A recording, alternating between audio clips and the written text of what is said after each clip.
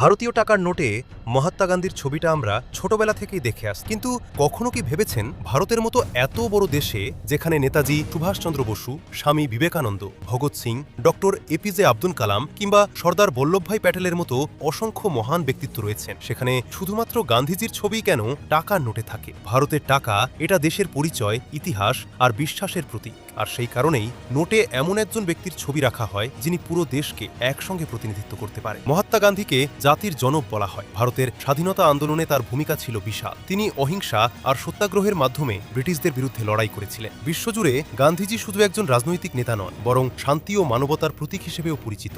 এখন প্রশ্ন হলো, টাকার নোটে গান্ধীজির ছবি কবে থেকে ব্যবহার শুরু হয়? অনেকেই ভাবেন স্বাধীনতার পর থেকেই নোটে গান্ধীজির ছবি ছিল, কিন্তু আসলে তা নয়। স্বাধীনতার পর প্রথম দিকে ভারতীয় নোটে অশোক স্তম্ভের ছবি ব্যবহার করা হতো। 1996 সালে প্রথমবার মহাত্মা গান্ধী সিরিজ নামে নতুন নোট চালু হয়। সেই সময় থেকেই গান্ধীজির ছবিকে স্থায়ীভাবে ভারতীয় মুদ্রায় ব্যবহার করা শুরু হয়। আর একটা মজার তথ্য হলো, নোটে থাকা গান্ধীজির ছবিটা কোনো আঁকা ছবি নয়। এটা 1936 সালে তোলা একটি আসল ফটোগ্রাফের ওপর ভিত্তি করে তৈরি।